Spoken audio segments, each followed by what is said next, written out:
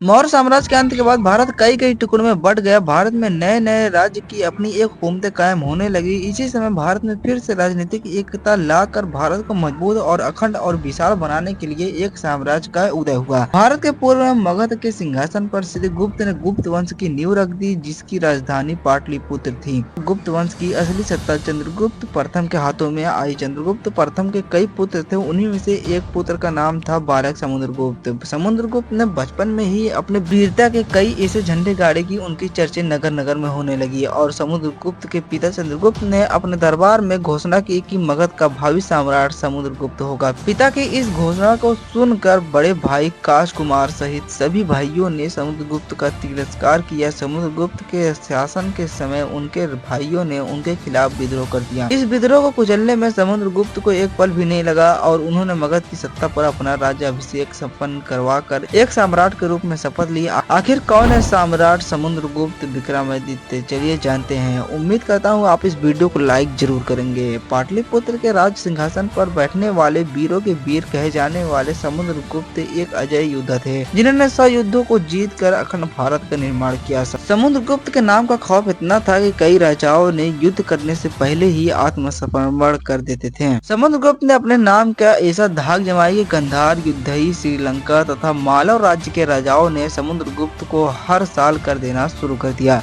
पश्चिम में गांधार से लेकर पूर्व में असम तथा दक्षिण में श्रीलंका के मैदानों से लेकर हिमालय की पहाड़ियों तक समुद्रगुप्त का डंका बज रहा था। सम्राट समुद्रगुप्त ने भारत को जीतकर कई संपूर्ण काम भी करवाया। उनके काल में भारत का व्यापार अपने चरम पर था। सम्राट समुद्रगुप्त अपनी सेना के साथ निकल पड़े आर्यखंड को जीतने और तुरंत ही सम्राट ने आर्यखंड के 3 राजाओं पर एक साथ हमला कर दिया। इन्हीं 3 राजाओं की सेना पर समुद्रगुप्त कहर बनकर टूट पड़े। समुद्रगुप्त का प्रहार इतना घातक था कि बड़े बड़े योद्धा मैदान छोड़कर भाग निकले। इस युद्ध में मथुरा राज्य के गणपति नाग और मध्यपति राज्य के नागासेन ने अपने सर झुकाकर सम्राट समुद्रगुप्त को अपना अधिपति स्वीकार किया और हर साल राजधानी पाटलिपुत्र को कर देना स्वीकार किया। इस जीत के बाद सम्राट समुद्रगुप्त बड़ी धूमधाम से राजधानी पाटलिपुत्र पहुंचे। अपनी पहली बड़ी जीत के बाद सम्राट की निगाहें अब दक्षिण पर थी, जिसके तहत जीते हुए तीनों राजाओं की सेना को अपनी सेना में शामिल कर सम्राट अशोक निकल पड़े दक्षिण विजय की तरफ। इस समय दक्षिण भारत में वाकाटक साम्राज्य का शासन हुआ करता था, जो बहुत विशाल और शक्तिशाली राज्य था। सम्राट का दक्षिण में पहला हमला इसी राज्य पर किया गया। दक्षिण में समुद्रगुप्त की विशाल सेना ने राज्य वाकाटक को चारों तरफ से घेर कर हमला किया। शत्रु राज्य पर सम्राट अशोक की सेना टूट पड़ी। अंत में वाकाटक साम्राज्य के राजा रुद्र ने सम्राट समुद्रगुप्त की सत्ता को स्वीकार किया। समुद्रगुप्त यही नहीं रुके और उन्होंने दक्षिण में भारत के